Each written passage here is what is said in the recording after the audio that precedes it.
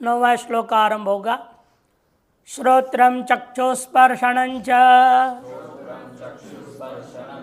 रसनं घ्राणमेव च अधिष्ठाय मनश्चायं विषयानुपसेवते। श्रोत्रं चक्षुस्पर्शनं च रसनं घ्राणमेव च अधिष्ठाय मनश्चायं विषयानुपसेवते। वे इंद्रिया कौन है? मनष्ठान इंद्रिया ने कहा था पूर्व श्लोक में। वे कौन है, कितने हैं वो, जिनको ग्रहण करके शरीरांतर रहते हुए यह जीवात्मा क्या करता है, किं करोति, यह आकांक्षा थी, उसके जवाब दे रहे हैं। पहले ज्ञानेन्द्रियों का नाम ले लिया। श्रोत्र चक्षु स्पर्श मन त्वगिंद्रिय, रसनेन्द्रिय, घ्राणेन्द्रिय। चकार जो अनुक्त कर्मेंद्रियों का समुच्चय करने के लिए, मनश्चायम दूसरे चकार अंतरिंद्रियों का समुच्चय करने के लिए, बुद्धि अहंकार जिसका समुच्चय नहीं हुआ है, इन सब को अधिष्ठाय अधिष्ठित करके विषयान उपसेवते। क्या करता है जीवात्मा? अयम अयम जीवात्मा, ये जो जीवात्मा है विषयों को भोग करता है। विषयान उपसेवते। शांकर भाष्य। श्रोत्रं चक्षुस्पर्शं रसनं च घ्राणमेव च मनश्च षष्ठम। 5 और 6 मन षष्ठानी का तो इसलिए 6 गिना दिए। मन है छठा जिसका। ऐसे जो इंद्रियों के समुदाय प्रत्येकम इंद्रियेण सहअधिष्ठाय, प्रत्येक इंद्रिय के द्वारा उन्हें अधिष्ठित करके विषयों की देश की ओर चला जाता है। देहस्थोपी, देह में रहते हुए बाहर जाता है। बताओ, देह में रहते हुए बाहर जाता है। देहस्थोपी, देह छोड़ के नहीं जाएगा। देह छोड़ेगा तो खत्म ही हो जाएगा कहानी। लोग कहेंगे राम नाम सत्य हो गया है, ले जाओ इसको। तो इसीलिए वो देह छोड़ के नहीं जा सकता। देह में रहते हुए, देह में बैठे हुए इंद्रियों के माध्यम से, मन इंद्रियों की वृत्ति द्वारा बहिर्गमनम इव, विषय देश की ओर जाने के समान विषय देश की ओर जा करके उपभोग करता है। विषयान शब्दादीन उपसेवते, विषय जो शब्द आदि है उनका सेवन करता है, उपभोग करता है। श्रोत्रमिति, श्रोत्रम चक्षुस्पर्शनम, स्पर्शनम करते हैं त्वगिंद्रियम, बाकी दोनों स्पष्ट है, कहने की जरूरत नहीं कुछ। स्पर्शनम से क्या अर्थ लेंगे? स्पर्श का विषय लिया जाए, स्पर्शन क्रिया लिया जाए। संशय होता है तो स्पष्ट कर दिए, इंद्रियों का प्रकरण है, बीच में आया हुआ है, आगे पीछे इंद्रिय है, स्पर्शनम कर तो त्वगिंद्रिय ही लेना होगा। चकार है समुच्चयार्थ। चकार जो है अनुक्त का समुच्चय करने के लिए है। फिर ये 3 चकार क्यों आया है? 2 चकार से काम चल रहा था। एक चकार आपको अनुक्त का समुच्चय कर देगा, बाह्य इंद्रियां, कर्मेंद्रियां जिसे कहते हैं। और दूसरा चकार अंतर इंद्रिय जो है उनका समुच्चय कर सकता है। तीसरा चक्कर क्या करेगा? और उधर एवकार भी है, एवकार भी है। एवकार को तो कहेंगे ये अपी अर्थ में ले लो। अपी ज्ञानेन्द्रियाणपि कर्मेंद्रियाणपि अंतरिंद्रियाणि अपी, अपी अर्थ में एवकार को ले लेंगे। इसका व्यावर्तन कल कुछ है नहीं, पूरा अपने इंद्रिय गिना लिया और किसका व्यावर्तन करना है। इसलिए एवकार को तो अप्यर्थ तक मान लेंगे। तो चकार जो समुच्चय कर रहा तो किस किस समुच्चय? उक्त का समुच्चय करने के लिए कि अनुक्त का समुच्चय करने के लिए? एक तो उक्त समुच्चय के लिए मानना पड़ेगा, उक्त का समुच्चय करने। क्योंकि एक बार यह अंतर इंद्रिय एक ही इंद्रिय बाह्य इंद्रिय से जुड़ता है। एक साथ 10 इंद्रिय में से 10 इंद्रिय के साथ संबंध नहीं करता है। भाई ज्ञान इंद्रिय 5 है, कर्म इंद्रिया 5 है, कुल 10 इंद्रियां हैं। 10 के साथ ये अंतःकरण जो मन है या बुद्धि या अहंकार एक साथ संबंध नहीं करते हैं।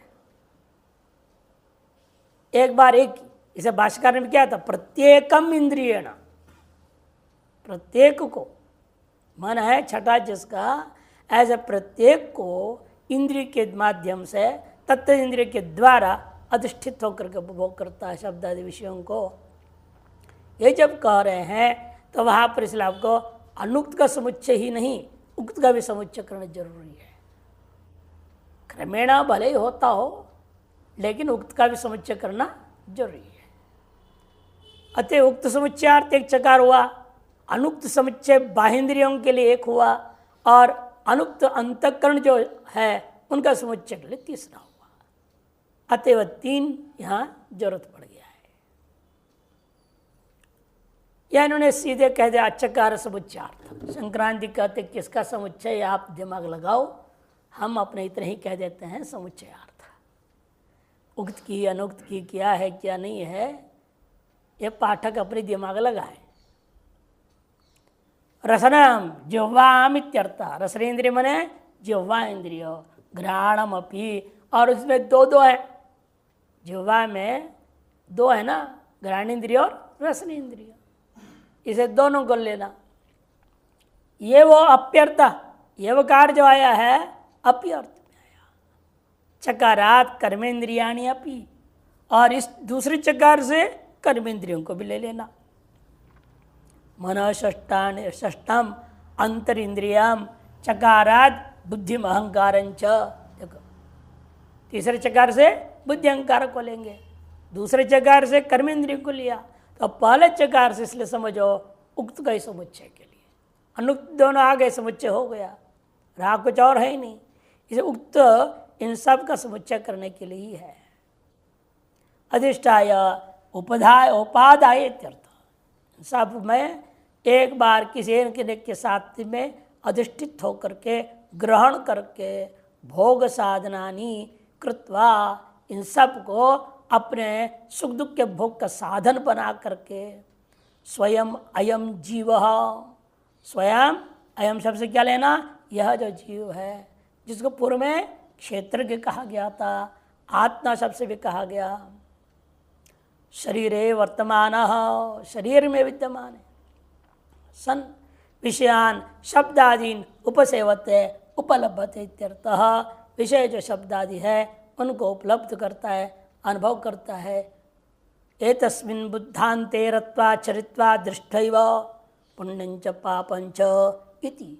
बृहदारण्यक उपनिषद में याज्ञवल्क्य संवाद में अवस्था त्रय का विवेचन करते हुए याज्ञवल्क्य ने कहा, एतस्मिन् बुद्धान्ते, इस जागृत अवस्था में, रत्वा चरित्वा दृष्टैव, रमण करके विचरण करके कहीं कुछ देख करके ही पुण्यंच पापंच कृत्वा, पुण्य पाप करता है ये, तनुरूप सुख दुख का भी पूर्व कृत का भोग करता है, नया कुछ अपना खेल खेल देता है, ये चक्र चलते रहता है इसका। और बात कहने के लिए सब प्रारब्ध है, सब प्रारब्ध है बोलता भी है, बड़े चालाक है ये। ये नहीं बताता है कि कौन से बात उसने संकल्प पूर्वक जो पुरुषार्थ किया है। पुरुषार्थ और प्रारब्ध में फर्क करना बड़ा कठिन काम है, कठिन तो है ही। आप क्या पुरुषार्थ कर रहे हैं या कौन चीज प्रारब्धाधीन प्रवृत्त हो रहे हैं, दोनों प्रवृत्तियों में अंतर करना ये दिव्य बहुत कठिन तो है।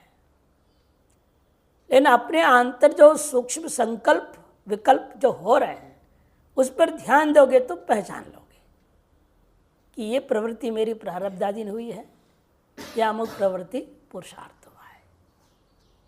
इसके बिना आप तय नहीं कर पाएंगे। वैसे भी कर्मणा गहनो गति, कर्म जब बहुत गहन गति वाला है, गहना कर्मणो गति ही कहा है, वो तो गति के लिए कहा है, फल के लिए गहन है, उसका फल के बारे में आप कुछ निर्णय ले सकते। इससे पहले ही बोल जो कर्मण्यवादी का रस्ते माँ फलेषु कदाचन,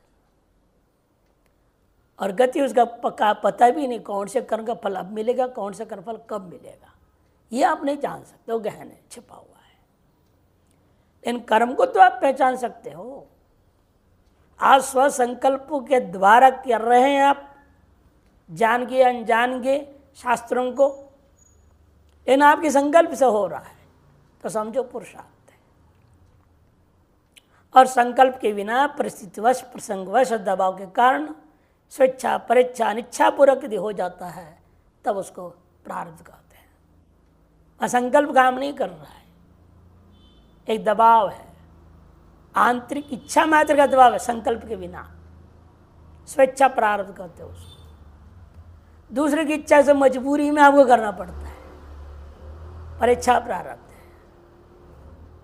कुछ न स्वेच्छा न परेच्छा, परमात्मा की इच्छा, उसको अनिच्छा प्रारब्ध कहते हैं। उसकी इच्छा से डंडा बजाए उसने आपको करना पड़ा है, क्या करे, अनिच्छा प्रारब्ध हो जाता है। पंचदशी विवरण इसका विस्तार बड़ा सुंदर ढंग से समझाए दृष्टांतों से। लेकिन जहाँ संकल्प हुआ है आपके अंदर और उसके वजह से आप प्रवृत्त हो रहे हैं, वो समझो आपका पुरुषार्थ है। वह शास्त्रानुरूप है या नहीं है वो एक अलग बात है। इसको उन्होंने कहा चरित्वा रत्वा चरित्वा दृष्टि पुण्यं च पापमुपजीति श्रवणाद इंद्रियार्थ सन्निकर्षात् समुत्पद्यमानां पुण्य पाप क्रियाम इंद्रियाणि अर्थाश्च पश्यति इत्यर्थः।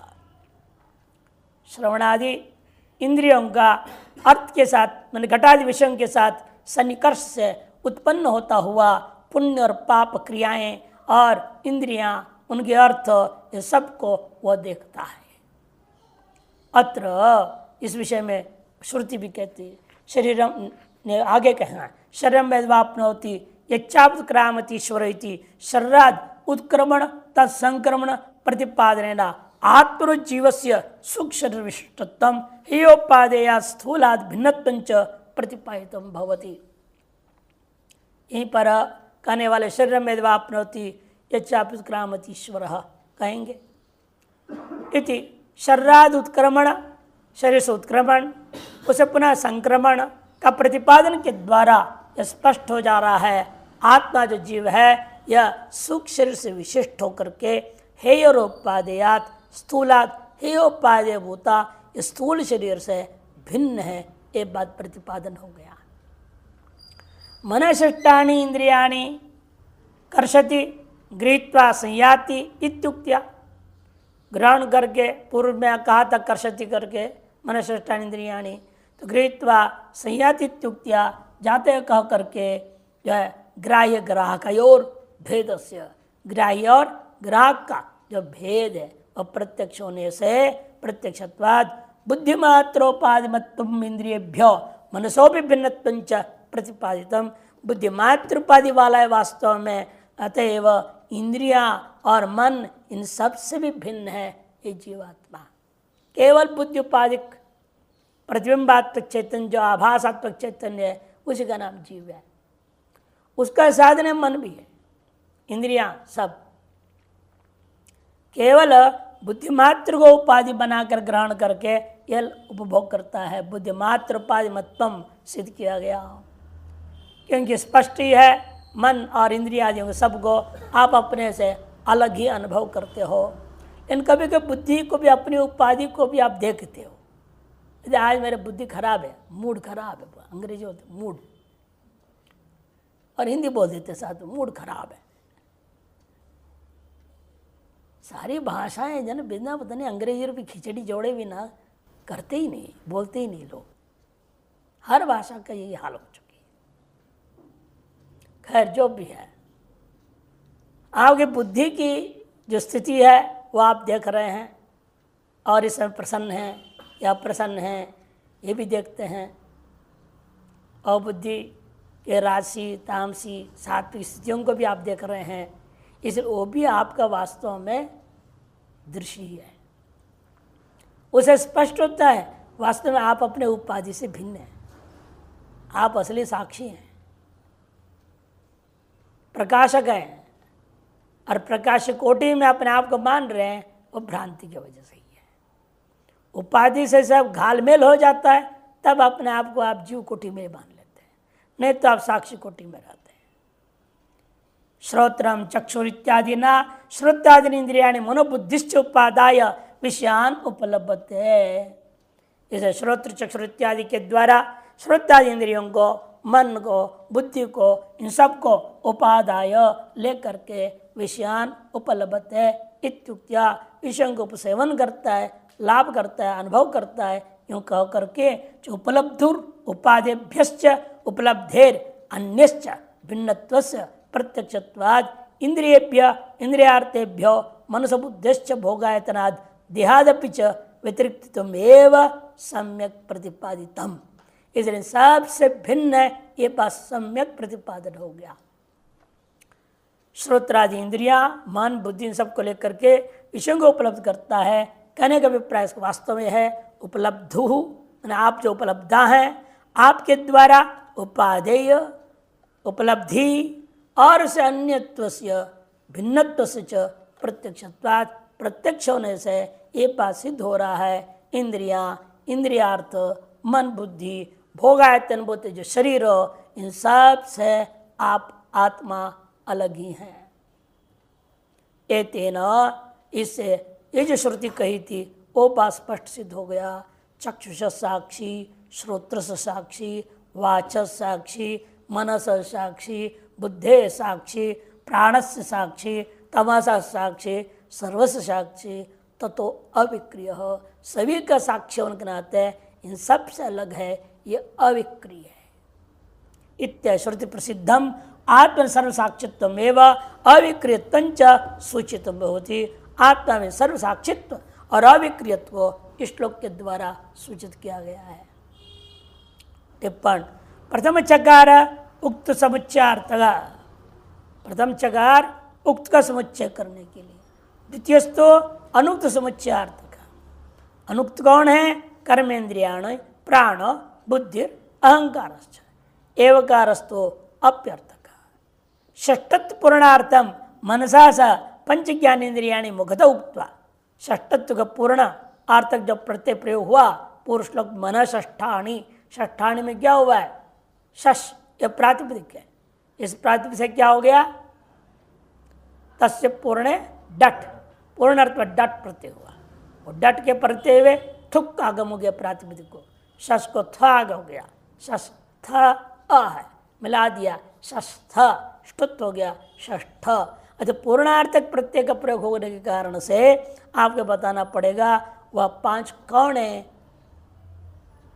जिसके लिए छठा होकर के छह संख्या की पूर्ति कर रहा है, तब उसको ही भगवान ने इसलिए जान के मुखतः शब्द से स्पष्ट बोल दिया। श्रोत्र, चक्षु, स्पर्श, रसन और घ्राण, ज्ञानेन्द्रियों की अपेक्षा से मन, इन पांचों ज्ञान संबंधी जो है उसको छठे रूप में वर्णन किया। शेषम, और बाकी इंद्रियों का क्या होगा फिर? चकार द्वयेन समुचितम इति ज्ञेयम्, चकार द्वय के द्वारा समुच्चय कर दिया गया, ऐसे जानना। अयम मने जीवो, मनोवा षष्टम प्रत्येकेन्द्रियेण, इंद्रियेण, यम ये मात्रा नहीं है, सह अधिष्ठाय विषय उपसेवते, ऐसा अन्वय कर लेना। यह जीव मन है छठा जन का, ऐसे मन सहयोग के माध्यम से प्रत्येक इंद्रिय के साथ अधिष्ठित होकर के, इन पर अधिष्ठित होकर विषयों को उपभोग करता है। एवं देहगतम देहात, इस प्रकार से एक देह में गत हो, यह जो है मरने के बाद दूसरे देह की ओर जाता है। कौन कौन जाते हैं इसमें? साथ में कौन होते हैं? ये जाने आने वाला ये आत्मा है क्या वास्तव में? कौन से जीवात्मा जाता है? ये भी सब कहना बाकी है, उसके लिए अगला श्लोक आरंभ करते हैं। एवं देहेन्द्रिय मन बुद्ध्यादिभ्यो भिन्नम अविक्रियम अकर्तरम भोक्तरम एव आत्मानं स्वं सर्वसाक्षित्वेन स्थितं महात्मानो ब्रह्मविदः सर्वदा पश्यन्ति अब्रह्मविदो मूढ़ा न पश्यन्ति। जो मूढ़ इस बात को नहीं अनुभव कर पाते, अपने आप को इन सबसे अलग स्वीकार कर उसे प्रतिष्ठित नहीं हो पाते हैं, वे ही लोग गमनागमन के चक्कर में रहते हैं। उनको एक नाम से कह देते हैं, सबका नाम मूढ़ा एक नाम है, एक ही नाम से समझो। और यहाँ तो ब्रह्मविद के लिए तो अनेक स्तर बता दिया, ज्ञान की शब्द भूमिकाएं हैं, उनके अनेक अलग हैं। और उनके यहाँ भी है वास्तव में 84 लाख योनियों के गिना दिया गया, एक दो नहीं। यहाँ तो 7 भूमि में रहते हैं और तो 84 लाख भूमियों में रहते हैं। कब कौन किस भूमि में उटक पटक होते रहता है वो तो भगवान ही जाने। एवं देहेंद्रिय मन बुद्धियादिभ्यो भिन्नम अविक्रियम अकर्तारम अभोक्तारम, इस प्रकार के आत्मानम स्वम सर्वसाक्षित्वेन अपने आप को सर्वसाक्षी रूपेण स्थित को महात्मा जो ब्रह्मवेत्ता है वे ही लोग देखते हैं। सर्वदा पश्यन्ति, सर्वदा सर्वत्र अपने आप को ही देख रहे हैं, अपने ही अनंत रूप को अनुभव करते हैं। वो अब्रह्मविदो जो अब्रह्मवेत्ता है कौन है वो? मूढ़ाहा न पश्यन्ति, वे अनुभव नहीं करते हैं, इसलिए उनको उत्क्रमण में फंसना पड़ता है, गमनागमन चक्र में रहते हैं। उत्क्रामन्तं स्थितं वापि भुञ्जानं वा गुणान्वितं विमूढ़ा नानुपश्यन्ति पश्यन्ति ज्ञानचक्षुषः। उत्क्रामन्तं स्थितं वापि भुञ्जानं वा गुणान्वितं विमूढ़ा नानुपश्यन्ति पश्यन्ति ज्ञानचक्षुषः।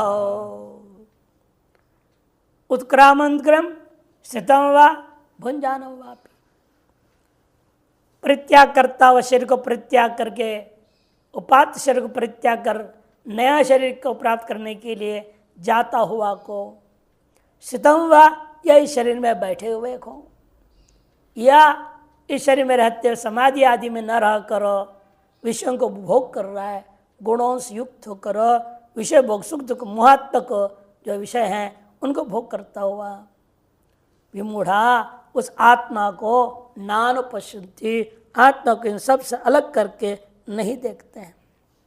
लेकिन ज्ञान मात्र है चक्षु जिनका, ये चर्म चक्षु से हट गए हैं। इस गीता में बारंबार विभाग पर 3 चक्षुओं का वर्णन है। एक चर्म चक्षु प्रसिद्ध है, बारंबार आया ही है उसको, यहाँ श्रोत्रम चक्षु स्पर्शनंच, चरमय चक्षु का प्रधानता है यहाँ पर। और दूसरा आगे पीछे जा चुका है ददामि दिव्यम, दिव्य चक्षु, और तीसरा है ज्ञान चक्षु। ये 3 प्रकार के चक्षुओं का वर्णन बार बार करते हैं। चर्म चक्षु तो सर्वसामान्य सर्वाधिकारी सभी के पास विद्यमान है, लेकिन दिव्य चक्षु उसी के पास होता है जो उपासना के अधिकारी होता है, जो उपासना योग्य है। ईश्वर के वैभव को देखने की शक्ति सामर्थ्य जिसके पास होगा उसी के अंदर दिव्य चक्षु अभिव्यक्त होता है। चाहे किसी भगवान की कृपा से हो, ऋषियों की कृपा से, व्यास की कृपा से हुआ, किसी को किसी कृपा से हुआ, तभी होता है। लेकिन ज्ञान चक्षु एकमात्र गुरु कृपा और ईश्वर कृपा से ही उत्पन्न होता है, उसके बिना होता नहीं। और ज्ञान रूपये चक्षु जब ज्ञान ही चक्षु बन जाए, वे कौन सा ज्ञान? शास्त्र ज्ञान। शास्त्र ज्ञान में भी ब्रह्म ज्ञान, यही चक्षु रूपेण आपके पास जब रहेगा तब आप कहेंगे ज्ञान चक्षुष पश्यन्ति। तब यह आत्मा को इन सब से अलग अपने स्वरूप को स्वम को सर्वसाक्षित्वेन वह अनुभव कर पाता है। उत्क्रामंतम परित्यजंतम देहम, उत्क्रामंतम ने परित्यजंतम, परित्याग करते हुए, किसको परित्याग करते हुए? देहम, कौन सा देह? पूर्वोपातम, जो पहले से जन्म से प्राप्त हो रखा है। स्थितम वा देह तिष्ठन्तम, तो देह में रहता हुआ, देह में बैठे हुए ध्यान भजन आदि करता हुआ। भुंजानम वा, तो वायु बहिर्मुख होकर के, अंतर्मुख नहीं है, बहिर्मुख होकर के शब्द आदि से उपलब्धमानम, शब्द आदियों को उपलब्ध करता हुआ। कैसे शब्द आदियां हैं जिनके उपलब्ध कर रहा है? गुणान्वितम, गुणों से युक्त है। गुण क्या है? सत्प्रस्थम सुख दुख मोहा, मोहाख्यर, मोहाख्यर मिला देना है इसको। सुख दुख मोहाख्यर गुणैर, सुख दुख मोहात्मक 3 गुणों के द्वारा, सत्रतम 3 गुणों के द्वारा अन्वितम, अनुगतम, संयुक्तम इत्यर्थः। अन्वित मने अनुगत है, ओतप्रोत है, उनसे संबद्ध हो चुका है। तब इन तीनों ही अवस्था में, संबद्ध अवस्था, असंबद्ध अवस्था और शरीर से शरीरांतर गमन अवस्था, इन सभी अवस्थाओं में वह एक चीज जान रहा है। कौन? ज्ञानी तो जान रहा है इन सभी अवस्थाओं से मैं अलग हूं। न ज्ञानी इस बात को नहीं देखता। एवं भूतमपि एनम अत्यंत दर्शन गोचर प्राप्तम, ये इस प्रकार से इस आत्मा को, कैसा आत्मा है ये? अत्यंत दर्शन का विषय है, क्योंकि आप ही हैं वो, आपसे अलग तो है ही नहीं। उसको देखने हमें क्या लाना पड़ेगा? अपने को देखने हम क्या करें? हाँ, अपने चेहरा देखना है तो दर्पण की जरूरत पड़ता है ना। अपना किसी और चीज़ को देखना है तो आपका टार्च वगैरह कुछ न सामग्री बाह्य साधन की अपेक्षा होती है। अपने अंदर की कचड़ा देखने के लिए भी आपके पास साधन है, मन बुद्धि दे रखे हैं भगवान।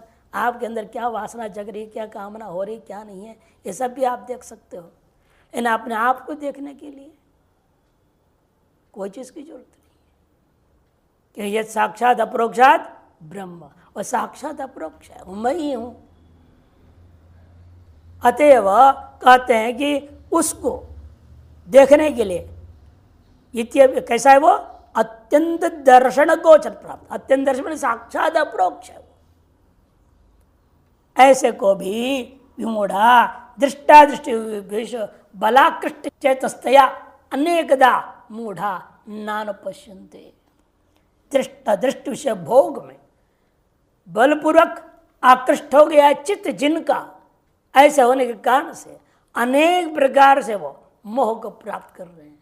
ये जो है मूढ़ा नानु पश्यन्ति ओहो कष्टम वर्तते यदि अनुक्रोशित। जब भगवान, इस भगवान जो है एक तरह से अपना अनुक्रोश अभिव्यक्त कर रहे हैं। महा कष्टदायक बात है ये, जो साक्षात अपरोक्ष है उसको छोड़ रहे हैं, और जिसके लिए मेहनत करके ग्रहण करना पड़ता है उसके पीछे मेहनत करके भागे जा रहे भागे जा रहे भागे जा रहे। तो विचित्र दुनिया है।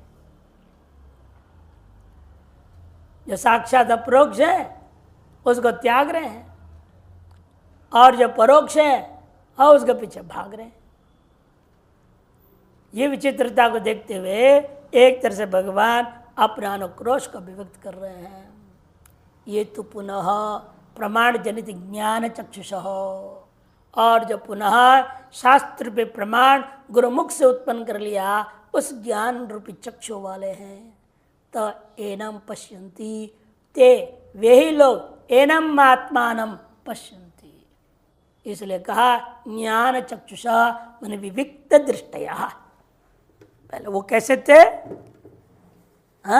संयत इंद्रिय कहा था, संयुक्त इंद्रिय वाले, गुणान्वितम गुणैर संयुक्तम अनुगतम। अब एक कैसा है? वियुक्तम विविक्तम।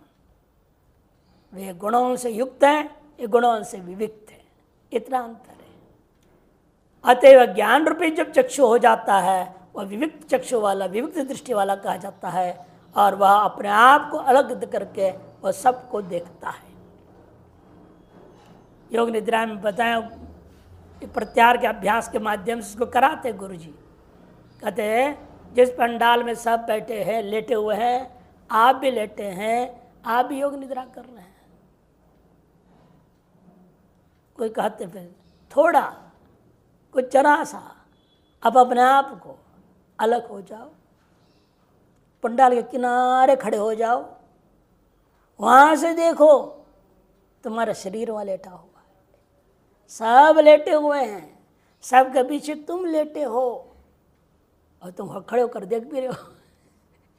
अपने आप को अलग कर दिया, आपको खड़े होकर देखने वाले बना दिए, और आपके शरीर को आप देख रहे हैं वहां खड़े होकर।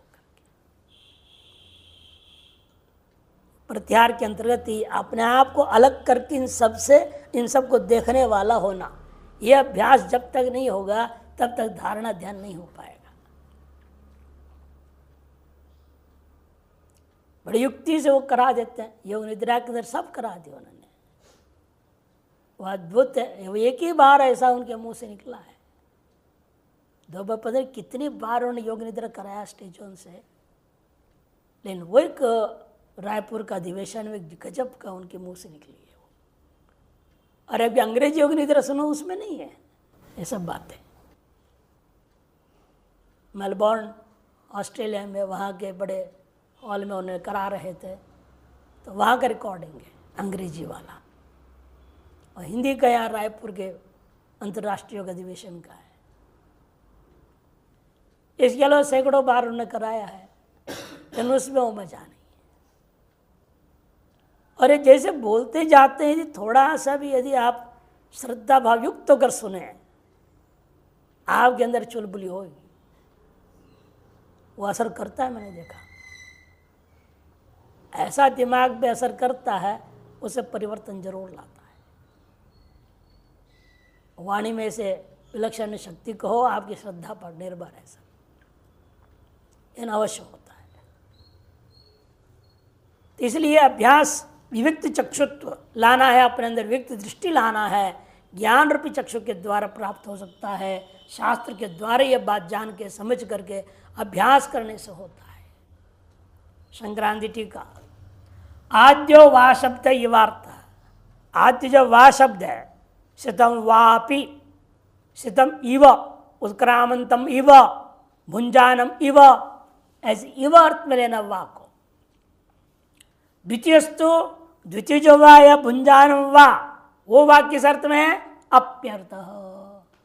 उपाधौ उत्क्रामति भिक्षादि कार्य उद्देश्य गच्छति सति ध्यायति व, उपाधि में से उत्क्रमण करता हुआ हो या उपासयुक्त होकर भिक्षादि कार्यों को उद्देश्य करके बहिर्मुख और प्रवृत्त होता हुआ हो, उन सभियों में ध्यायति व लेलायति व इति न्यायेन स्वयं उत्क्रामंतम गच्छन्ति व प्रतीयमानम, और स्वयं उत्क्रमण करते हुए के समान दिखाई देता हुआ भी, जाते हुए के समान दिखाई देते हुए भी, स्थिते सति सिद्धम इव भुंजाने सत्यपि भुंजानम इव गुणान्विते गुणी सत्ता गुण विकारी सुख दुख काम क्रोध मोह भयादिभिर अन्विते सति गच्छन्तम इव प्रतीयमानम, और स्थिति काल में स्थितम इव भुंजाने सत्यपि, और भोग काल में भोगते हुए के समान गुणों की तरह अन्वित होकर सत्य गुणों के विकारों से सुख दुख का महत्व का काम क्रोध आदियों से युक्त हुए के समान सती स्वयं अपनी गुणान्वित इव, स्वयं भी मानो उन गुणों से युक्त हुए के समान प्रतीयमानम प्रतीत होता हुआ, स्वभावेन निष्कलम, ऐसा प्रतीत होते हुए भी वह अपने आप को क्या मान रहा है? ज्ञानी स्वभाव से मैं निष्कल हूँ, निष्क्रिय हूँ, निर्विकार हूँ, निर्विकल्पगम चिदेगर सम्मानंद घनम आत्मानम सम अविक्रियमेव ज्ञान चक्षुष ज्ञानम प्रत्यक भावापन्न शुद्ध बुद्धिवृत्ति तदेव चक्षु रूपादि ग्रहणे चक्षुरीव स्वरूप ग्रहणे येषां ते ज्ञान चक्षु शुद्धात्मान यतयः पश्यन्ति। कहते देखो अपने आप को क्या अनुभव कर रहा है? ये स्वभाव से मैं निष्कल हूँ, निष्क्रिय हूँ, निर्विकार हूँ, निर्विकल्प हूँ, चिदेग रस हूँ, आनंद घन हूँ, ऐसे मैं आत्मा स्वयं अविक्रम में व अपने उस अविक्रम को ज्ञान रूपी चक्षु, ज्ञान क्या है? प्रत्येक भावापन्न शुद्ध बुद्धिवृत्ति, प्रत्येक भाव को ही आत्माकार वृत्ति, अखंडाकार वृत्ति, ब्रह्माकार वृत्ति जिसको कहते हैं, ऐसा जो शुद्ध बुद्धि की जो वृत्ति अपने प्रकाश का स्रोत जो है आत्मा की ओर एकीकृत होकर के अखंडाकार वृत्ति जिसे कहते हैं तार्श वृत्यापन का नाम ज्ञान है, वही है चक्षु। जैसे चक्षु रूपादि ग्रहण करने के लिए आपके लिए वृत्ति बनाता है, वैसे यह आपका अंतःकरण बुद्धि ऐसी वृत्ति बनाई हुई है जिसे आप स्वरूप ग्रहण करने में प्रवृत्त हुए हैं। अतः चक्षुरीव चक्षु, ये शाम जिनकी ऐसी वृत्ति है ते उन लोगों को कहा जाता है ज्ञान चक्षु वाले, शुद्ध अंतःकरण वाले हैं वो। ऐसे यतयः एव पश्यन्ति, ऐसे यति लोग ही एतादृश आत्मा को अनुभव करते हैं। आहारादिषु सर्वेषु कर्मसु सर्वदा समात्मन निष्कलम निष्क्रियम नित्य शुद्धम सर्वोपाधिर्मुक्तम परिपूर्णमेव पश्यन्ति इत्यर्थ। ऐसा अभ्यास हो जाता है, अभ्यास इस तरह पक्का हो गया, आहार आदि सकल व्यवहार काल में भी अपने आप को उन सब से अलग समात्मान निष्कल निष्क्रिय नित्य शुद्ध सर्वोपाधि विनिर्मुक्त परिपूर्ण आत्मा को वे अनुभव कर पाते हैं। लेकिन इसके विपरीत विमूढ़ाहा दृष्टादृष्ट विषय आशा वशीभूत आत्मानो, दृष्टादृष्ट विषय आशाओं से वशीभूत है अंतःकरण जिनका, विदग्धा बहिर्मुखा, बड़े बुरी तरह से जले हुए हैं ये। जले कटे लोग बोलते हुए भाषा में, बहुत जला कटा आदमी है, जिसको देखता है उससे जलता है, कटता है। इतना दयनीय अवस्था में रहते हैं लोग, दूसरे को सुख देख के ज्यादा आदमी दुखी है, अपना दुख से कोई दुखी नहीं है। अगला सुखी क्यों है, ये गड़बड़ है। एक बार दो महात्माओं का, दोनों हमसे पढ़ते ही थे और दोनों का शिकायत आया। वो कहते जब मैं ध्यान भजन में बैठता हूँ तब ये खटर खटर खटर खटर करता है बगल वाला। अच्छा, वो भी कहता है जब मैं बैठता हूँ तब ये खटर खटर खटर करता है। अब क्या करें? फिर हमने पूछा दोनों से, भाई अलग अलग करके, ये आपका दैनिक कार्यक्रम क्या है, कितना बजे उठते हो, क्या करते हो, कुछ क्रम बताओ। उसने बताया, मैं 3 बजे उठता हूँ, 3 से 4 बजे तक नहा धो लेता हूँ, फिर 4 से मैं ध्यान भजन करता हूँ। अच्छा, दूसरे से पूछोगे तो मैं 4 बजे उठता हूँ और 4 से 5 में अपने खटर पटर करता हूँ, नहाना धोना सब होता है। अब मैंने यही गड़बड़ है। चलिए जब 4 से 3 बजे उठता है, 4 से निपट के 4 से बैठने लगता है, तो वो 4 बजे उठ करके वो खटर पटर अपना शुरू कर रहा है। दोनों अपने अपने दैनिक कार्यक्रम कर रहे हैं और दोनों को लग रहा है कि खटर पटर आपस में हो रहा है। अभी 4 से 5 ध्यान करने के बाद ये क्या करते थे, और नाश्ता चाय पानी बनाते थे। और जब बर्तन खटखटर तो होगा ना चाय पानी बनाने में, और वो 4 से 5 अपना दैनिक कार्यक्रम 5 से बैठता था ध्यान के लिए, और 5 से 6 ध्यान बैठ रहा है, या 5 से अपना नाश्ता चाय पानी खटर पटर कर रहा है। एक दूसरे के ध्यान में एक दूसरे खटर पटर महसूस होता है। वो भी 7 बजे तक आ जाते थे पढ़ने, ये भी 7 बजे आ जाते थे, उसके आगे ठीक है कार्यक्रम सबका। तो अब हमने उनको कहा कि देखो भाई, फिर दोनों को बुलाया अष्टमी का दिन, देखिए समस्या आपकी ये है, अब ये कार्यक्रम आपको बदलना पड़ेगा। दोनों एक समय खटपट करो, एक समय ध्यान करो, लफड़ा खत्म हो जाएगा। तो उनको मैंने कहा ऐसे करो, वो 4 बजे उठता है, आप 3 से 4 बजे उठ के पहले नहाओ धो मत, ये काम कर सकते हैं। 3 से 4 आप ध्यान कर दो। तो मैं बिना ध्यान कैसे करो? अरे मन को मना लो, मन को ही तो खेल है, मन को मना लो और थोड़ा सा कुल्ला करके, ज़्यादा आवाज़ ना करके, उसकी नींद भी खराब ना हो, तुम्हारा काम भी हो जाए। 3 से 4 तुम ध्यान करो, और 4 से 5 वो नहाता धोता तब तो 4 से 5 नहा धो लो। फिर 5 से 6 वो ध्यान भजन करता है, उसे 5 से 6 तुम नाश्ता चावनी मत करो, तुम उस समय अपना कुछ और पूजा पाठ करो, ध्यान भजन दोबारा कर लो एक्स्ट्रा, आपको डबल करने का मौका मिलेगा। और 6 के बाद 6:30 में नाश्ता चावड़ा करता है, तू भी 6 से 6:30 नाश्ता पानी चाड़ करके 7:30 बजे मेरे पास आ जाओ पढ़ने के लिए। दोनों के टाइम टेबल कर दो और सही हो जाएगा। दोनों हाँ में हाँ करके तो गए, लेकिन आदतन क्या करें, वो 3 बजे उठते ही पट उनके सारी वृत्ति चल पड़ती है खटपट करने की। लेकिन काफ़ी दिन मेहनत करने के बाद दोनों में समझौता हो गया। इसलिए समस्या हम लोग पैदा नहीं करते हैं, आपके अंदर के संस्कार वासनाओं के कारण से समस्या पैदा होती है। ये थोड़ी समझदारी से विवेक से काम करा है, सारी समस्या खत्म हो जाती है। नहीं तो आपस में दो के पीछे खटपट क्यों होता है? हमने एक और विलक्षणता देखी जीवन में, अनुभव में। 2 कैटेगरी के लोग होते हैं, दोनों, एक महाराष्ट्र के और एक बंगाल के।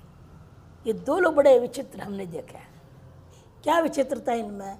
जब कोई नया आता है ना, आओ आओ आओ आओ आओ बोलेंगे, हमारे पास ही रहो, अपने कमरे में भी रख लेंगे, सेटल हो गया। उसके बाद अभी उसका शकल नहीं देखना चाहते, वो इसका अरे तुमने तो बुलाया, तुमने उसको बसाया, इतना प्रेम से बिठाया, आप उसको भगाने में लगेगा, वो इसको भगाने में लग रहा है, वो उसको भगाने, दोनों एक दूसरे के खिलाफ चमचागिरी कर देते हैं, लड़ाई झगड़ा हुए बिना रह ही नहीं सकते। ये दो में मैंने विचित्रता देखी।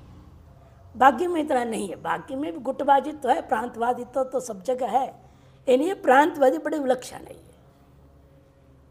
पहले बहुत प्यार, बहुत मिठास, बहुत, लेकिन बाद में ऐसे टांग खींचेंगे ना, ये जी सकता ना वो जी सकता, बड़े विचित्र है।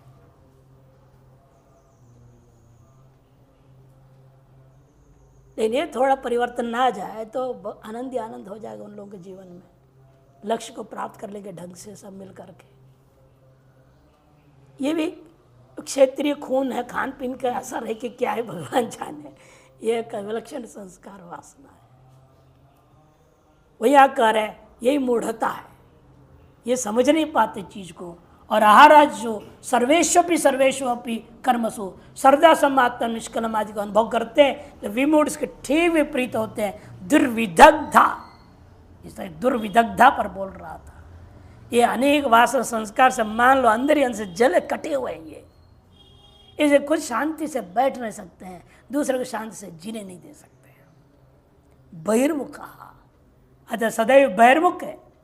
सद विवेक वैराग संन्यास शम दमादि साधन संपत्तिया तीव्र मोक्षित्या च सदरूप सत्या च सम्यक संपादित विशेष ज्ञान अभावात्। सद विवेक वैराग्य संन्यास शम दमादि साधनों संपत्ति से रहित है, वो तीव्र मोक्ष इच्छा से भी रहित है, सदगुरु को उपसत्ति से भी रहित है, सम्यक संपादित विशेष ज्ञान का अभाव होने के कारण से अहमेव इदम सर्वम इत्येतद् वाक्यार्थ अनुरूपम आत्मनम न पश्यति, मैं ही ये सब रूप को प्राप्त किया हूँ, मेरे अलावा कुछ है ही नहीं। इस प्रकार के वाक्यार्थ अनुरूप ज्ञान से रहित है वो। न किंतु फिर क्या देखते हैं वो, किंतु मैं अलग हूँ, वो अलग है, कर्ता भोक्ता सुखी दुखी हतोहम म्रिये मम इदम नष्टम इत्यम आत्मानं संसारिणम पश्यन्ति इत्यर्थः।